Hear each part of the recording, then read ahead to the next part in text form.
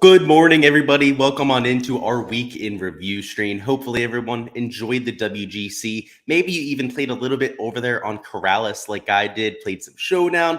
That ended up being profitable for 2 of 4 days, which broke us a little bit over even on that end. But the WGC, boy, oh boy, was that a rough one for yours truly. It is one of the more volatile events out there. You're going to get kicked in the nuts a lot when you're going in this kind of bracket format, as I'm sure everyone out there is very familiar with when it comes to March Madness. So it's called March Madness for a reason. And when you bring in golf and all of that volatility, yeah, like I said, it can be a big old kick to the nuts. So we'll go through my results. We'll go through what we can learn from this. And more importantly, we're going to look at the GPP winner who had an extremely unique strategy this week that I considered, but he put it into practice and went out there and absolutely killed it with execution. So we're going to talk about our results and go through some of your lineups. I can see Clay's down there asking to be roasted. He finished in 70th in the community contest.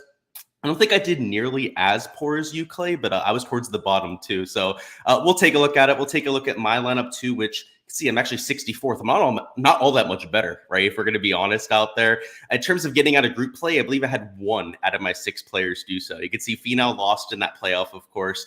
It was a rough week, right? And if you had a Rory, if you had a Scotty, right? 2 relatively obvious plays, well, you smashed this week. It's just that unfortunately, at least for myself personally, those are 2 of my calculated fades, right? Guys I took a stand against, and boy, did that blow up. So we'll talk about it. We'll go through our results. But like I said, we're going to hop over and take a look at, his name is Sam Danes. He went out there. He won the big GPP this week.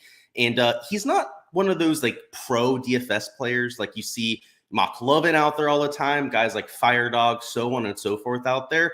But he's somebody who's been around in the golf community for a little bit, and he doesn't just play golf DFS. And that's going to be a huge factor when we take a look at what he did this week. So we'll talk through all that. What's going on, Clay? What's going on, Breakfast Ball down there in chat? It's early morning, but I've gotten a lot done. So because the golf ended so early, we ended up being able to go out there, get a little bit early rest last night, get started on some of the content for this week early. But then this morning, I powered through like a million different errands. We went grocery shopping, car wash, cleaned the house, so on and so forth. So we're ready to rock and roll for this week. So we're a week away from the Masters. If you can't tell, I'm excited for it. What's going on down there, chat boys? So let's just dive into this. So we're going to go over my results to begin, which were literally the worst I think I've ever had. And it comes to a large field GPP. Literally, I think this is the worst I've ever fared. I made $58 back on $750 worth of entries. And you may say, okay, like, you had a few lineups that didn't go well. No, I had $155 lineups, right? So it's not like a couple lineups didn't get there, right? It's not like I had a small sample size. My entire portfolio this week fell flat on its face, and it's pretty obvious why, right? You click up here, even in just to the top 500 lineups, right? All of them have Rory and Scheffler, and majority of them, right, have at least 4 guys through the first 16. You can see, as you start to go up on the rankings here, let's get the 250. My good old boy, DGen right here. This is DGen 75, if you've ever seen him before, right? He had, let's see, Young and Burns, right? He had 2 of the final 4 finishers, right? Obviously, to get up here into even remotely competitive zone, right, you're going to have at least 2 of those top 4, if not 3 of them. And you can see Sam Burns is the lowest owned of the bunch, right? 7.8%. But Rory, right? It's not like he was mega chalk. Cam Young was like 14, 15%. I mean, outside of Scotty Scheffler, who you can see he was in that top lineup there, the one that ended up taking down the $5 GPP this week. You can see he was 28% owned. So the nuts was actually going to some of the other plays. We'll take a look at the other GPP where you saw the Sam Danes guy take down the contest, but he had a better lineup than what took down the $5 GBP. So when you're not going to have people that make all 6 into the Elite 8 this year, there were 0 lineups that got that done. And I believe 0 lineups, well, yeah, there were 0 lineups. I got all players to the final 4 because it was impossible to fit all 4 of them into a lineup. It was too expensive. You'd be over your salary cap with those last 2 players remaining. You'd be at like $5,700 remaining, I believe is what the number that I saw out there per player. So in the future, maybe they're going to have to make pricing a little bit softer if they go back to this match play kind of format, because I'd imagine that Draftkings wants there to be people that are getting all 6 to the Elite 8, right? Like that's the idea here. Pricing shouldn't be constructed in such a way that it's impossible to build that kind of lineup. Of course, they don't want everyone just playing all of the studs, like 3 of them in the same lineup. So they do have to make them a little bit expensive, but perhaps down low.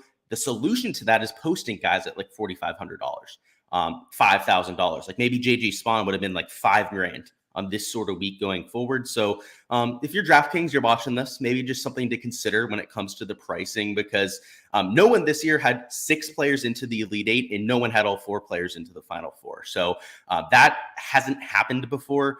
Over the last few years, I don't believe anyone's gotten all 6 into the Elite 8, but we've certainly had people that get all 4 into the Final 4. So that was a little bit jarring. That was just due to price, right? Your cheapest guy was Sam Burns, and you couldn't play Burns, Young, Scheffler, and Rory in the same lineup. And we're taking a look at my top lineups, right? Just to give you an idea. It's really evident why I didn't go well, right? Xander, right? Just missed out on that top 4, right? If he would have won that round, would have gotten a lot of extra points for those last 2 matches. So that was a big deal there. Max Homa, right, getting knocked out during the, knockout stage. That was not helpful to me. Ricky Fowler losing in the playoff didn't help. Like you can see, I had lineups that after group play could have easily finished in that top 200, right? Top 250, top 300. It's just that my guys didn't advance, right? Like that's the volatility of this bracket format. So after the first 3 days, I was actually feeling pretty decent. We definitely had live shots in this contest. It's just your guys have to play all the matches to have any sort of, at least in a GPP kind of format, right? And I guess we should probably clarify that. If you're in a single entry, you probably could have gone away with having just maybe 1-2 people there in the Final 4. But when you're playing against 47,000 other entries, right? You can see there were, almost 48,000 entries in this kind of contest. You're going to have near the nuts, right? 2/3, 3/4 of the nuts to go out there and have that shot. So if you get your guys end up getting knocked out during the knockout stage, it sucks, right? So Xander, get your shit together next time, right? Let's get you in the Final 4. Same thing with Max Homa. But let's look at a few other lineups. I had J-Day, right? He just missed out too. That was unfortunate. Kurt Kitayama battled his ass off this week, so hats off to him. Montgomery, right, losing in the playoff to get into the knockout stage. That was a little bit disappointing, but I built all my lineups optimally, which most people that finished it, the top 5 to 10 of GBPs built that way, but there were a few notable exceptions. Now, they didn't take down GBPs with a non-optimal lineup, but when you're going to get lineups, that aren't getting 6 out of 8, right? There were 0 across any DFS contest this week. Well, then building non-optimally, right, is kind of the way to go, right? If you're going to assume that's going to happen going forward, which I think a lot of it comes down to price. That's why I was mentioning some of the pricing changes is people are just going to start building unoptimally now, which I would honestly be completely behind going forward at this point, because no one's getting all 6 into the Elite 8. Like, it's not like a 1-2 year sample size. It's like the last 3 years that they've done this in this kind of format. It just hasn't happened yet. So, and it doesn't look like it's all that easy to do. And I'm sure 1 year there's going to be a bunch of people that get 6 into the Elite 8. I know it's going to happen at some point, right? There's going to be all the chalk that gets through. There's going to be all the chalky constructions that get through or something like that. You will have people that do get all 6 through, but if it's going to be a year like it's been over the last 2, then maybe you consider, I don't want to say taking guys from the same group, right? Because that seems a little bit ridiculous, but maybe from adjacent groups. If you really like 2 players, maybe you don't take players from all 4 quadrants. Like maybe you don't set that rule next year. Like I'm just spitballing ideas, right? Now, if they fix pricing, I think it'll alleviate that issue, right? If they make guys at like $5,000, you'll be able to get all 6 into the Elite 8. I think it'll be a lot easier to do so. But we'll have to see what DraftKings does there. But a few other top lineups, just Seamus, Power, Harris English. Ugh. I can't even believe they're in my 7th best lineup. I guess because the top 3 guys played pretty well there. But you get the idea there. Let's take a look at the GPP winning lineup and more specifically his player pool. So let me find the lineup first. This is Skyhope DFS, by the way. He does a lot of the ownership. He posted on Twitter after the lock of every single golf tournament. Then he also does a lot of analysis after the fact that I like looking at. It helps me out a lot. So I'm sure to help a lot of you out there. Let's find the guy's lineup. Is it on this page? Yeah, it is. So he's the guy in the middle here. This was posted before he won. So obviously there were still hypotheticals going on here.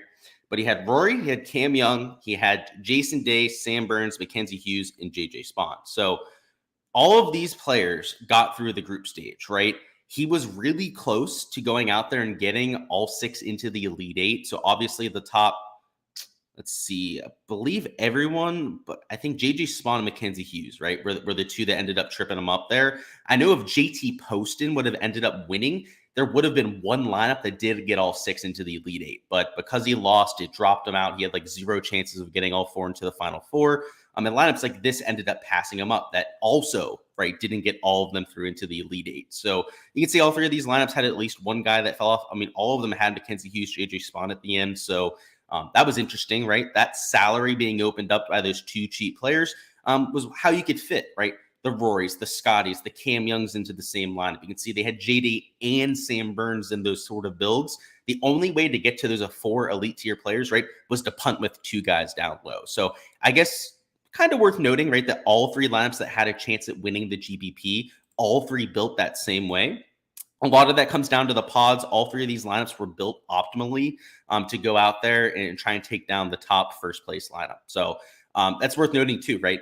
All 3 of these builds followed the rules that we set going into the week. Now, is that because they were the best lineups, or is that because a vast majority of people built that way? And I think it's the latter, right? I think it's because majority of lineups were built optimally this year. Obviously, they have the highest chance of getting to the top because there's just more of them in the contest. So I don't know if we want to look into that too much. What I want to look into a little bit more is how he built his lineup. So obviously, he had a pretty good combination of players there, right? Those top 4 were the nuts, quote unquote nuts, in some of these top field contests. But this was his player pool. And this is where I started getting thinking, because going into the week, when you only have 64 players, there's an argument to be made to just really spread out your ownership, right? And you can see over here, we have Sam's ownership, where he took it all down, versus the field's ownership. And this is for the $20 large field GPP. So the field's ownership's a little bit different than what it is over there for the $5 GPP. For example, you can see Scotty Scheffler's higher owned in this contest than he was for the $5 GPP. And he played everybody but Adam Hadwin in at least one lineup, which completely threw me off. I was not expecting to see that. Typically to take down these contests, even if you play a leveraged, I would say concise, right, real small player pool, it's really hard to even get the right combination when you have the perfect player pool. And let's say you only took like 25 of the 64 players there. It's hard even when you get the 6 players in those 25 to get that combination, because there's just so many combinations that you could choose from, right? Particularly when it's not near the max salary that ends up hitting. Now, this week, right, a lot of the top-end builds needed those top-end players, so they were near max salary, but that's not always a guarantee, right? Particularly in some of these weaker field events. So what that draws people to, right, is not even when they have the built right, they don't get that exact combination. Well, that's why I don't like playing it in this fashion, right? When you're taking guys at like 6%. Like Xander, he took 6% when he was 11% owned. He took like half the field, right? He matched the field on like an Alex Noren, right? 4 versus 4.08. Matched the field on a lot of guys, right? Down low, you can see like a third of the field on guys like a Henley, Kim, Fitzpatrick, etc. To me, that's usually a negative EV play, except not when it's in this bracket kind of format, right? Because when you choose one player, this is, I guess, what I was thinking about going into the week. It's more like you're betting against multiple other players, and then you're also, taking the other 3 players in their pod. And so I guess let me rephrase that, right? So like when you take a player, right, you're betting against the other 3 guys in their group, like automatically by taking that one player. So just because you're looking at like one player's ownership being a third, right, you have to consider the other players in that group. And there were guys that essentially this week, what Sam did here, and I wish he had this grouped by group on here, because he went overweight on certain groups and he went underweight on other. So it's almost like he just set group caps. I don't know if he has his own optimizer or whether he did his groups by himself, so on and so forth.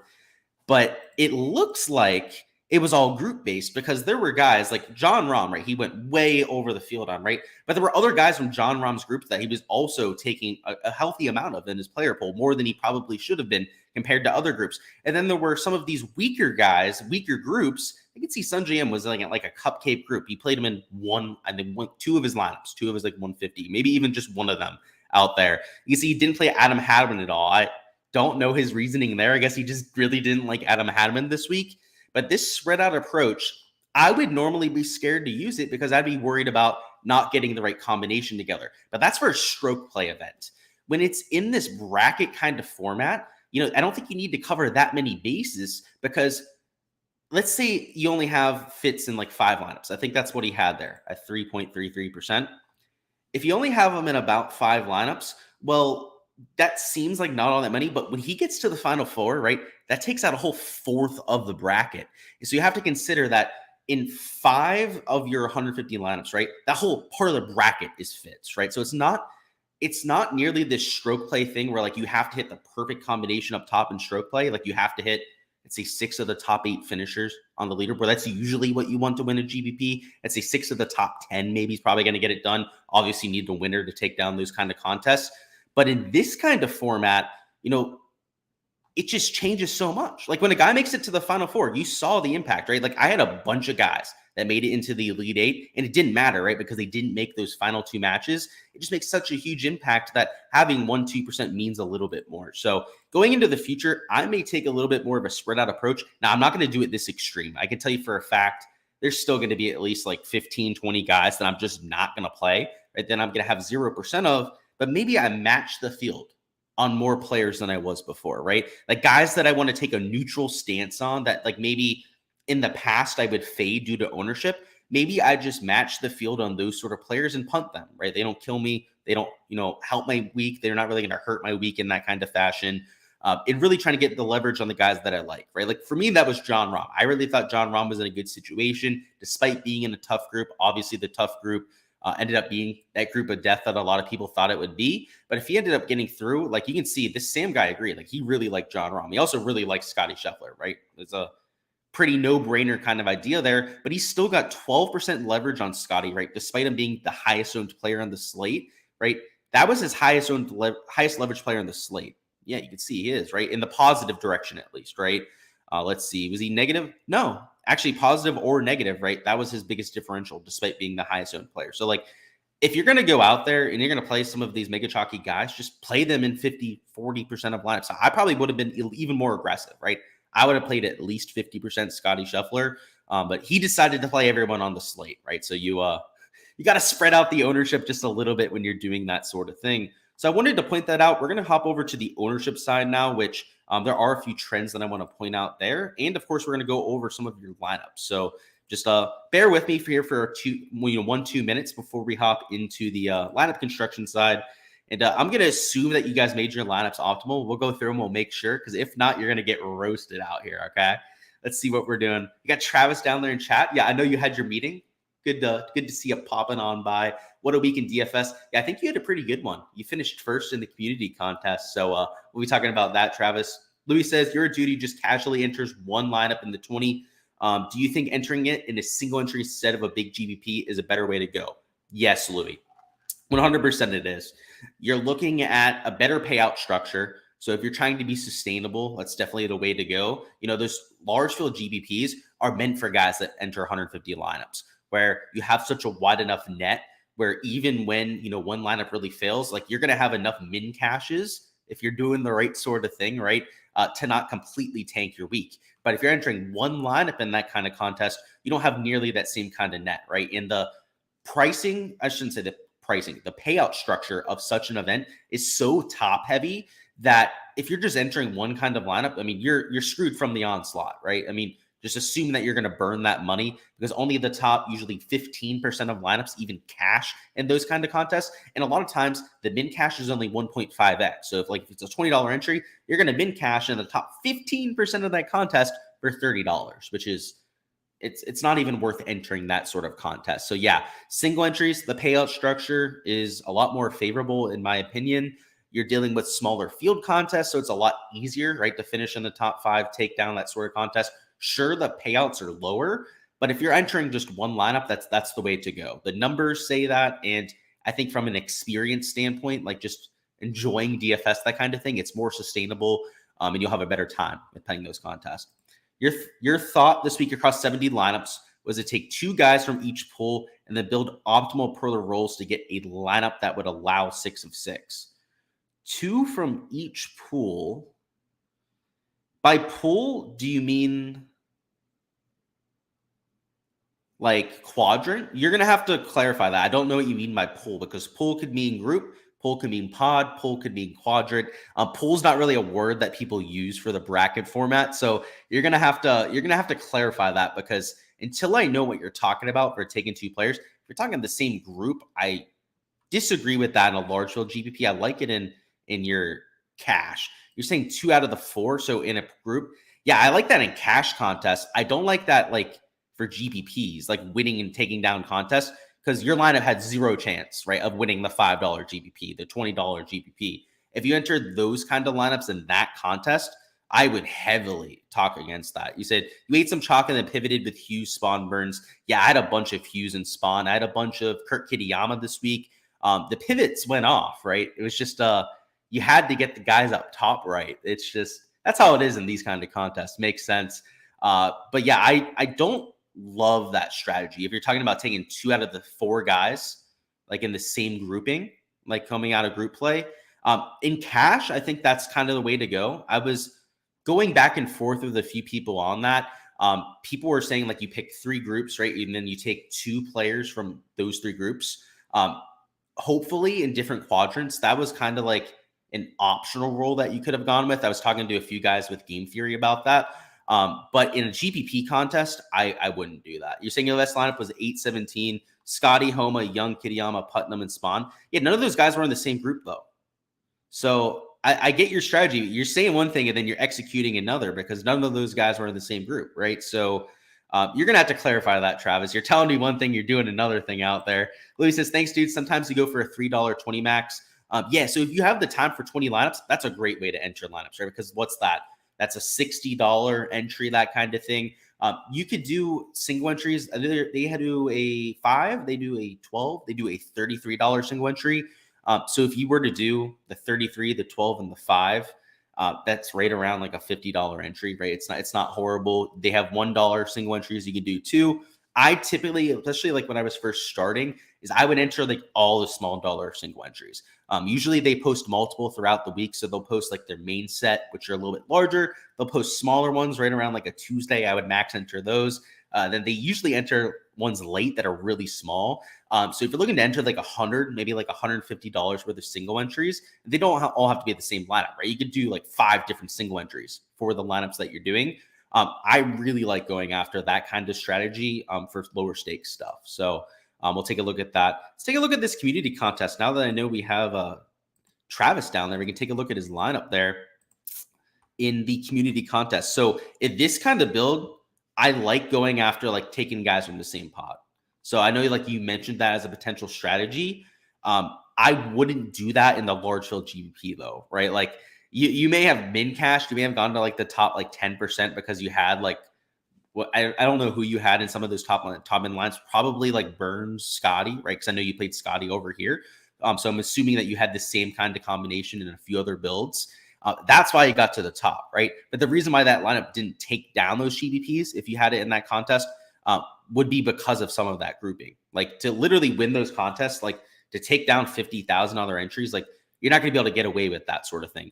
But against 70 other entries, right, you definitely could. Like if you did it in this contest, it makes perfect sense. In cash, I feel like that's like almost what you have to do in these kind of contests. Now, I saw somebody saying you should take 4 players from the same pool so you can guarantee to get one through. I think that's overdoing it. The most optimal that I was at least have seen being put into practice, I saw a few people do it this past week and have a lot of success doing so, was taking 2 players from 3 different groups, right? And the way that they did it, and I think that this is more optional, I tried like to push back against it when they were explaining it to me, is that you had to take them from different quads too, so that hopefully, right, whoever's getting through from that group can also get to the Final Four. Now, their lineups only had one get to the Final Four. They played Scotty Scheffler, which I think was the most obvious choice in human history when it came to like cash or single entry this week. And they ended up cashing easily in all of their cash lineups. And then I think in most of their single entries, they cashed that kind of way too. So I think in a smaller field contest, like that game theory aspect cannot be ignored. It cannot be ignored. In this kind of contest, let's see. You had Scheffler and Rahm. Okay, you had Burnsy in there. Love it. These 3 guys down low, I'd have to take a look at the bracket. I don't think they're in the same group. So this is more like a GPP kind of build. what I'm looking for to take down this kind of contest. Spawn was my favorite play of the week. In our contest, he was so much higher owned than everywhere else, which makes sense, right? Like I steamed his ass up, right, to the community, which, I'm going to do that. I bought a guy I really like. I just wish that he would have made it further on, right? If he got into that Elite Eight, potentially even got to the Final Four, I mean, there could have been guys that got all 4 guys to the Final Four because he was that value play, right, that you needed to get that kind of combination. So hopefully next year our JJ Spawn can make the Final Four, because then guys like T Swin over here might have hit the nuts in GPPs. That was really the X factor, right? Like if one of these value plays that a lot of us took got through, I think it could have been Takedown Central. Instead, it was guys that played the entire player pool, right? And again, I'm not saying this to like the talk crap, but it blows my mind that somebody played 63 of the 64 players and took down the contest. That's just wild to me. That's wild to me. But it's a wild week, right? So I think we should expect the unexpected. Let's take a look down at chat, see what's going on. If you guys have any lineups that you guys want reviewed, feel free to go ahead and let you know.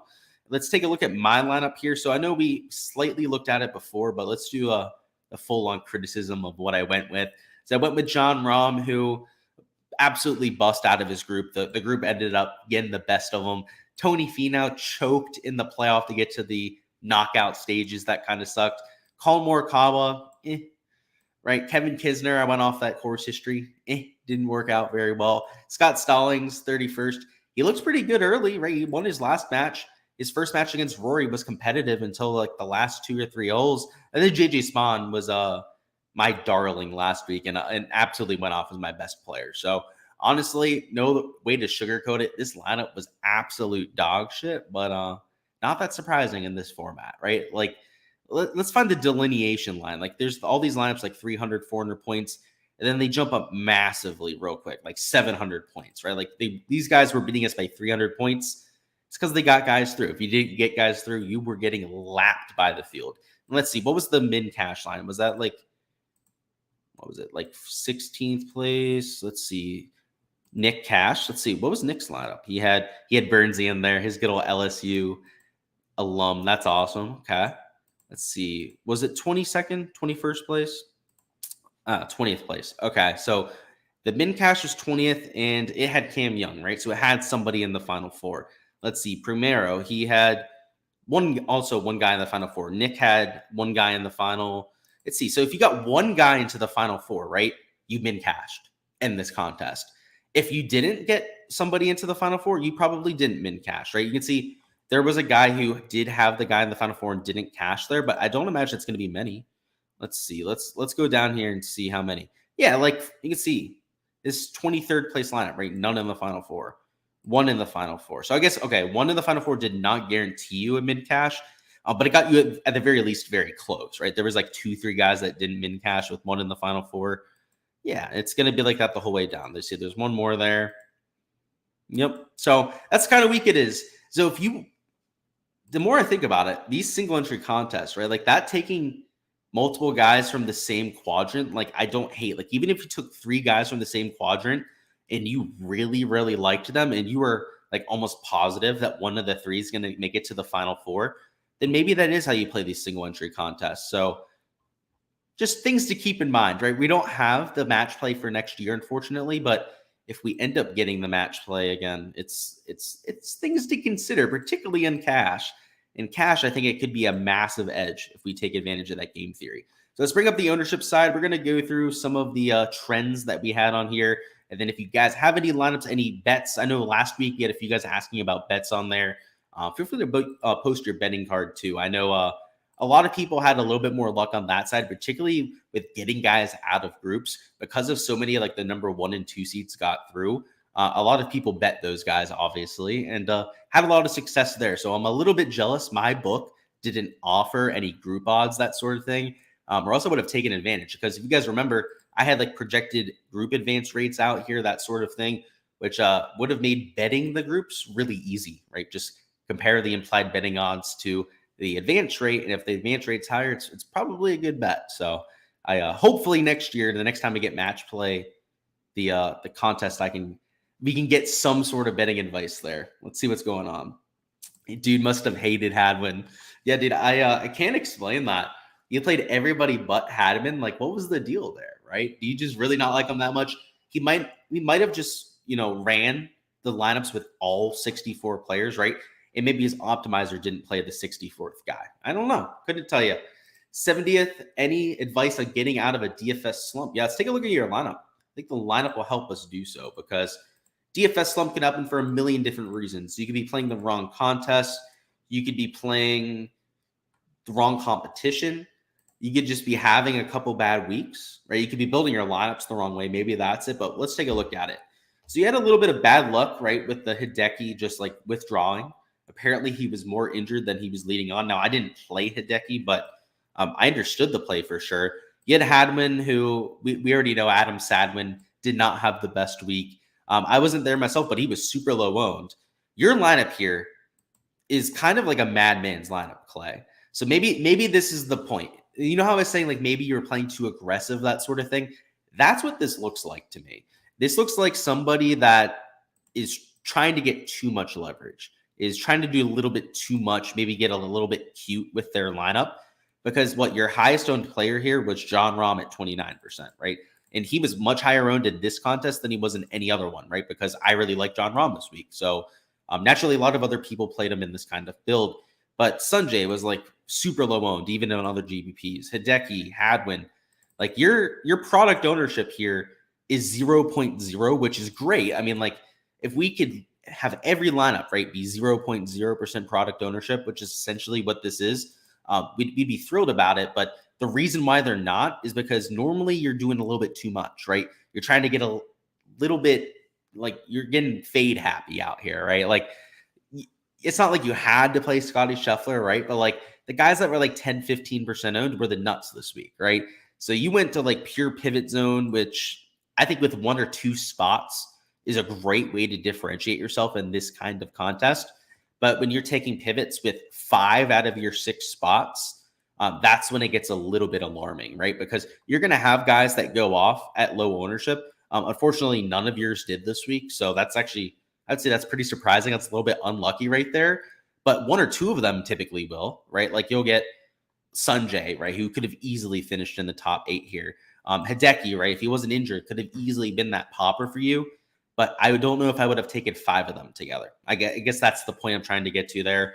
And let me take a look. I'm just going to assume that you built this optimally, right? Looking at the bracket, that sort of thing. I'm not sure about Wise and Griffin. Actually, yeah, they were in different groups. So you should have been good to go on that end. But perhaps just, I don't want to say eat more chalk, right? But don't be as pivot heavy would be my recommendation there. That's at least what I'm looking at there. Here's an example for what you're trying to say, okay? Scotty, Kim, Norn, and Riley in a pool. You chose Scotty and Norn from that pool for personal player pool. Got it. Yeah, no, that's what I usually do. Yeah, that's what I did last year. I did 2, sometimes 3 out of a player pool this year. So I know the Spieth, Montgomery, and it was Lowry, right? It was the third from that group that I took. I did a few with 3 this year, but yeah, essentially I see what you're saying, right? You took 2 guys from the 4 and you just tried to get one of them out of there. That's a good way to do it when you're building like, I'd say like 50 plus lineups. So you said you built 70, I believe. That's the way to do it. So yeah, I was looking at your lineups and I was like, what do you mean you're taking 2 from the same pool? I was like, it looks like you're building them optimally, right? You went out there, did it the right way. So good. I was just misunderstanding you. That makes a lot more sense now. I have to say that strategy though, I don't hate for cash. Like the more and more I think about it, especially when you look at like all the min cashes, right? Just having one guy in the final 4, if that's all it's going to take to min cash in a smaller field contest, then maybe that's all we should focus on, right? Is just getting 1, maybe 2 guys into the final 4. And if you can do so, you're probably going to win a lot of money. So it's an interesting week. Let's just say that. There's those guys who cannot be in the same lineup. And then the other rules we talked about earlier in the week, too much to type. Where's those guys that could not be in the same lineup? And then the other rules we talked about earlier in the week. I see what you're saying. Okay. Yeah. The rules are good. I see what you're saying now. We're on the same page. Breakfast Ball says you got 13th. We in the money. Let's take a look at it. Didn't realize that. There you go. You kicked my ass this week. So you took Homa and Young. Loved those 2. Homa should have been in the final 4. He was mega chalk in our contest, and for good reason. He was a great play this week. You had Haddon. Oh, he got injured. That was slightly unlucky, we'll say there. Tom Hoagie had a really bad week. Cooch got through group play, and then you had Poston. Solid lineup, man. I have to say, like, you took a lot of guys that were popular in our contest because they were good plays, right? Like, there's a reason why a lot of people, especially in this community contest, right, loved Homa, loved a Tom Hoagie, for example, loved even a Terrell Haddon, who I actually didn't like Terrell Haddon this week, but I totally understand the play. Obviously, I wasn't expecting him to get injured, right? That's not why I didn't like him. I just didn't like him because I felt like he was overrated, but I understood why he was getting some attention. Like the form was crazy, right? He shot like -6 the last 9 holes of TPC Sawgrass.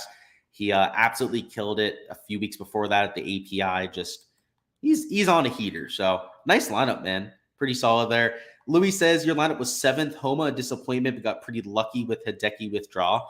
Yeah, I didn't have Hideki either. So definitely good luck there. So you had Homa, you had Scheffler, Minwoo had a pretty decent week. Kitayama. Yeah, nice lineup, man. Yeah, if Homa could have just gone into that final 4, that would have helped me out a bunch. It would have helped me min cash a lot of my like single entries and whatnot. But hey, I'm not going to complain about the top 10 finish. That's pretty good for my my boy there. Nick says, Austin Hangover, what did you miss? Let's take a look at your lineup. I know you min cashed. Did a whole lot better than I did this week. You had Sam Burns, your LSU alum. Gotta love that. You took the GOAT, Tom Kim. Gotta love that. John Rahm, Cooch, Fox, McCarthy. Solid lineup. Nothing much to say. You got your guy into the final 4. I guess what we were kind of talking about before is that if you got a guy into the final 4, you like almost certainly min cash this week, which is like I think that's maybe the thing to focus on going forward, like particularly for cash, is you just got to get one guy to the top. Let's see. Let's look at Rage of Reasons lineup. Like he got one guy in the top 4, right? We already know that there was one in that lineup. Our boy Dana over there. We have Harley, right?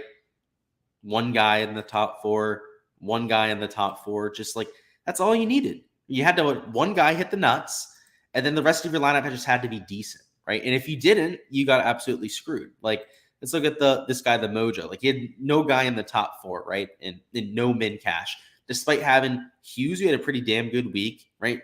Guy like Jason Day had a pretty damn good week. I mean, even Patrick Cantlay, right, made it out of the group stage. Didn't matter, right? You had to have that guy who finished in the top 4. So you did what you had to, right? You took the winner. And he was only 6% owned in this contest. Damn good play. Had to say that. I was with you on John Rahm. That was disappointing. The GOAT didn't play like the GOAT this week. He hasn't played like the GOAT in like 2 months. So got to worry a little bit about Tom Kim. Hopefully he can get that around soon. But yeah, the Ryan Fox play, he got shafted in that playoff. He totally should have made it out of the group stage.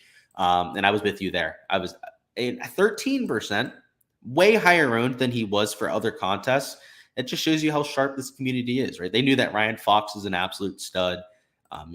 Well worth getting to. So I don't think you missed much, Nick. A few other things to note. Let's bring up ownership. I know we were just about to do that. Then we went through some lineups there.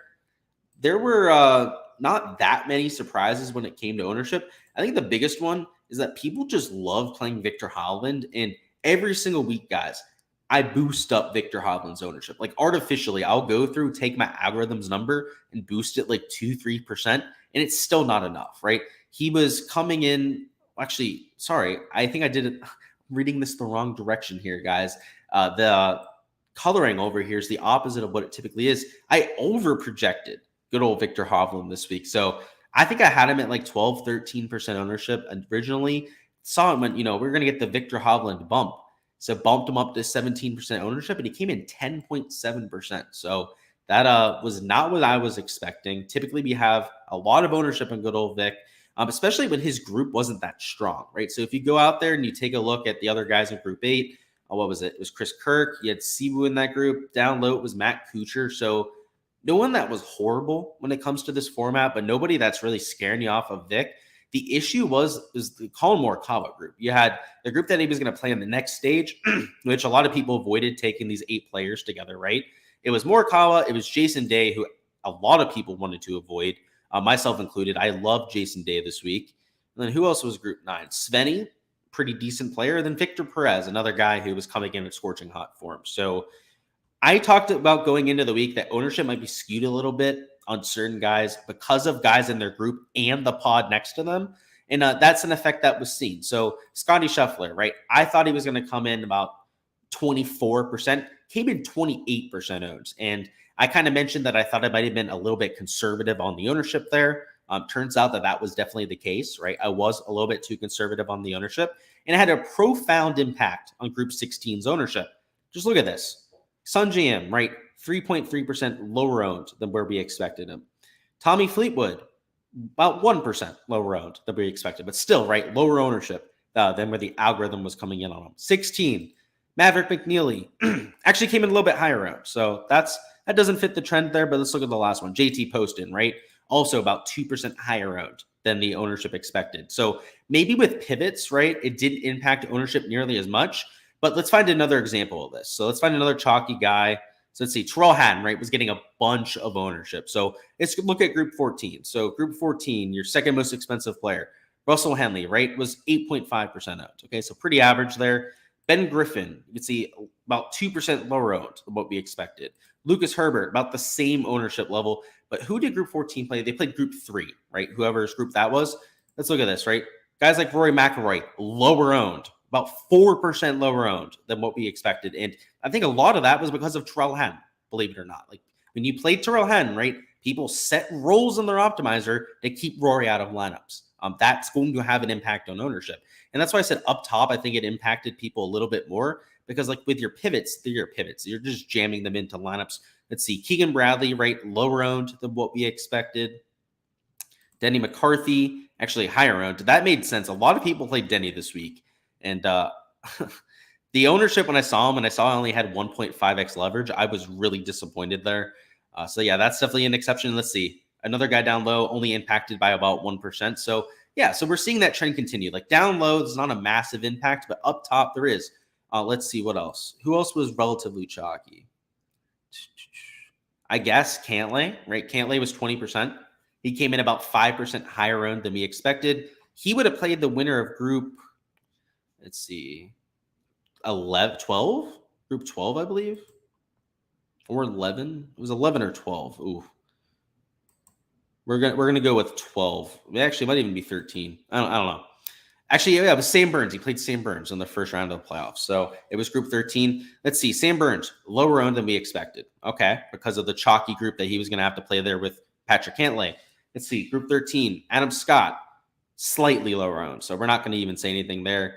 Hadwin, about the same ownership. And then the other value play rate, about the same ownership. So going forward, when we're looking at the ownership up top, we really have to heavily consider who they're going to play in the second round because it, at least to me, looks like it impacted ownership. Let's see if there's anybody else. John Rahm wasn't that chalky, but he was 18%. So I would say it had a slight impact on ownership. So let's see. He would have played Group 15, right? Yeah, slight impact. Didn't really do much.